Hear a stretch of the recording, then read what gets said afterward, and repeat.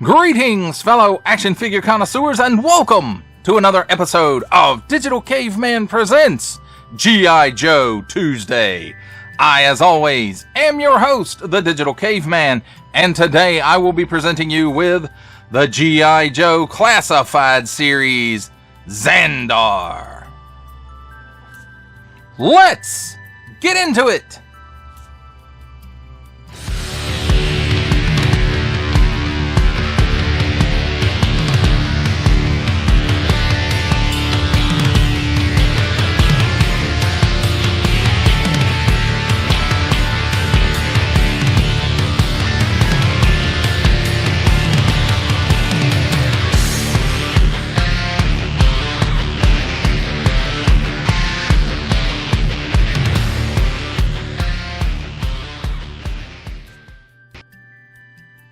Let's start things off with a look at the packaging. And first off, you notice that carbon fiber thing that's all over it now. Cobra! 146 on the front. Cobra Zandar. And then a nice big window showcasing the figure and accessories. And then there's a little bit of a sliver of window on this side. Cobra! G.I. Joe Classified Series. Warning, don't stick things in your pie hole that do not belong there. 4 and up. There's the assortment number if you need it. And Hasbro print on the bottom. Small print, fine print, legalese print, made in China print, symbols I'm not going to learn, and a barcode. On this side, we've got some nice artwork of Zandar. G.I. Joe Classified Series number 146. On this side, 146, Cobra! And there is his skill set. And then that artwork again. Here's a QR code if you want to scan it. G.I. Joe Classified Series on the back. 146 Cobra, half Cobra anyway. And then nice practical photography that looks really, really good, I think, here.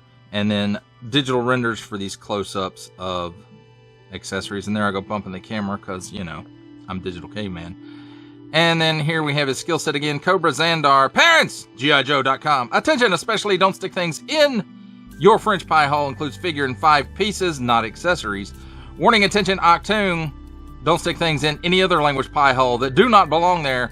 Don't give it to baby. Small, fine, legalese print, made in China print. Assortment number, that thing, Hasbro print. And that, my friends, is a look at the packaging. Let's take a look at the figure and his accessories. And here we have handy dandy tweezers. Take a look at the accessories. And first up, here is his, like, a stiletto knife, I'll guess. And as you can see, there's already some paint issues with it where it has gotten stuck in the scabbard. And we'll talk about that, where the scabbard is, in a minute. So, it's molded in black plastic with a silver paint app for the blade that does peel off in the sheath. Here we have his backpack, and you can see he's got some spare, I guess, spears for his weapon in there. Handle on here, post. Nice molded details throughout, I think. Next up we have, I want to say it's a sidearm, but it doesn't really go on his side. But nice molded details. Not sure if this is based on a real life weapon or not, but there it is. It looks okay. Then we have his, I guess it's an axe of some kind. Pretty darn cool looking. That's what it is. Molded in black plastic, silver paint app for the blade part, and you know what to say, it's pretty cool looking piece with nice molded details in it. Last up we have his rifle, which has this big old scope on it, and it shoots these javelins or spears or arrows, whatever you want to call them. Maybe it's air powered, I'm not 100% sure. It's got a silver paint app here for the tip of the arrow, and nice molded details in it. More than likely not based on a real weapon, but who knows, it may be. Now let's take a look at the figure himself. You see he's got some nice paint apps there on his face. Nice color there for the hair. Nice job on the eyebrows and the eyes. His earrings. So very cool looking. This is an overlay. This is an overlay. These are overlays. And look at that gold paint on them. It's got some like chainmail under here and these nice like dreadnought skull looking thing. And then we've got some, I'm guessing this is not the paint app. This is probably the paint app, the flesh tone for here. The rest of it's molded in flesh. The chest looks like it's molded in the flesh tone. On this side, we've got that same skull over here. Different shoulder pad though. And then he's got a tattoo here. It says Dreadnought. It's got some lightning bolts on it. Very cool tempo. And then some gold just on the back of that. And nice molded details there where the laces are in there. Gold chain, or the paint here is gold for the chain and his belt buckle, which is also, well, it's not the Dreadnought symbol, but it is kind of a scully looking thing. And then there's the sheath for his knife, the holster for his axe, or the sheath for his axe rather. And then we've got some nice paint apps going on here on the shin guards and buckles, I guess is what they are. And then here on the end of this, on this one toe, and then some silver on the buckles for the boots. And then paint app right here. So throughout, nice sculpted details, nice texturing. Well, not super texturing for the pants, but it does have some textural details in there. Knee pads, shin guards back here. So overall, very nice looking figure. Let's talk about his articulation. Between this overlay and this overlay, it does get in the way a bit, especially with his hair. But he can look up that high, he can look down that far, and it's on a ball at the bottom of the neck and a dumbbell at the top of the neck. He's got chicken neck, he's got waggle, and I'm not sure he's gonna do the exorcist. There he did, the full exorcist. Awesome. At the shoulder, he's got butterfly, goes back that far, forward that far, so not a whole lot of range there. 360 degrees worth of rotation, and this seems to get in the way. So he can raise his arm up that high. He does have a cut at the upper bicep, full 360 degrees worth of rotation there. Double hinged pinless elbow gives you that much bend. 360 degrees worth of rotation at the wrist, and this one is on an up and down hinge, and this one is as well. So he has two up and down hinges in his wrist. You can kind of see his ab hinge there, and then there's a ball joint at the waist. In conjunction with those two, he can lean back that far, forward that far, and then he's got some hula. He's got 360 degrees worth of rotation going on, but it didn't feel right. I don't know. Pull down hinge at the hips. He can kick forward that far. He can kick back that far. I forgot to see how much of the splits he can do. Almost the full splits. Then he does have a cut here at the upper thigh. 360 degrees of rotation there. Double hinged pinless knee. Gives you that much bend. And then toward the top of the shin, there's a boot cut. 360 degrees of rotation there. And then at the ankle, tilts down that far, up that far, and forward facing pin for rocker. Now, as far as his weapons storage goes, if you're not afraid to rub the paint off of the knife, it'll go right there in the sheath. It does stick out just a little bit. The blade does just a little bit there. For his pistol, it goes right here in the holster.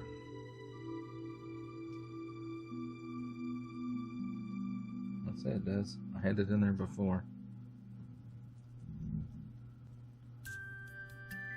The strap gets in the way. And then once you get in there, the strap does have a little post on it, and there's a little port for it, and it does snap in there pretty easy. Not like some of the others that have that.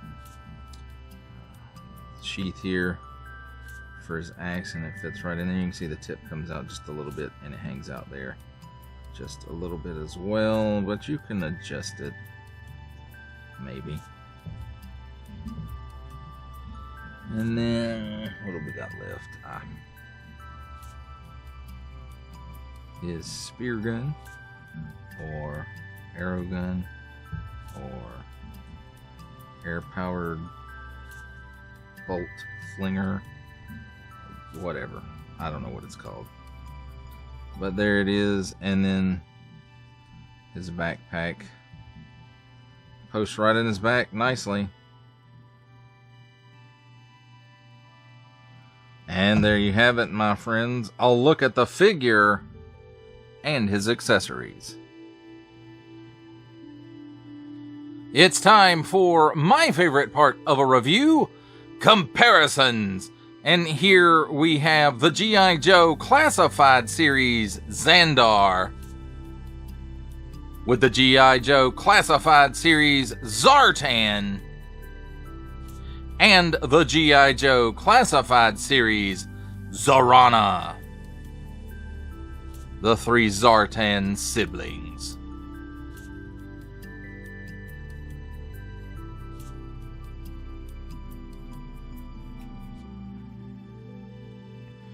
Here we have the G.I. Joe Classified Series Zandar with the Valaverse Action Force Special Deployment Series Swarm Sentry and the Valaverse Action Force Swarm Scarab.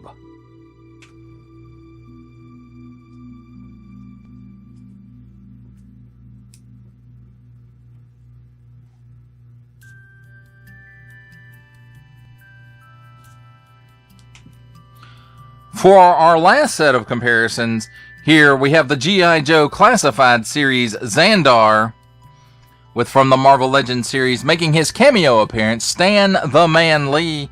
From G.I. Joe Classified Series, the Hasbro Pulse exclusive Regal variant Cobra Commander. From Star Wars The Black Series, the Archive Edition 501st Legion Clone Trooper. And for a 7-inch scale comparison, from the Masters of the Universe Masterverse line, the 40th Anniversary He-Man.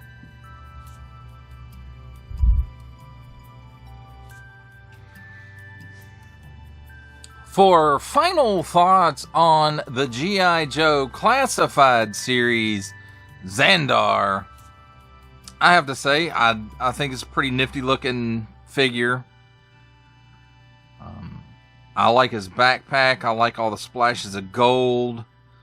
It's a bit gaudy for swamp dwelling folks, maybe.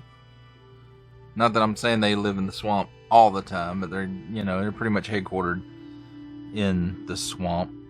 And as far as, this is a little bit different than the original version, the Real American Hero version of the figure, or of the character. But I have to say, it does hit, for me at least, it does hit all those classic nostalgia buttons. And he comes with a big stiletto knife. He comes with that axe doodad. And the spear gun thing is kind of cool, or bolt launcher, whatever it's called. I'm not exactly sure. And, and they did update him a little bit. I do think maybe the vest overlay with the scarf overlay might be a little too much overlay. So, but, you know, that's easily fixed. You take off one or the other.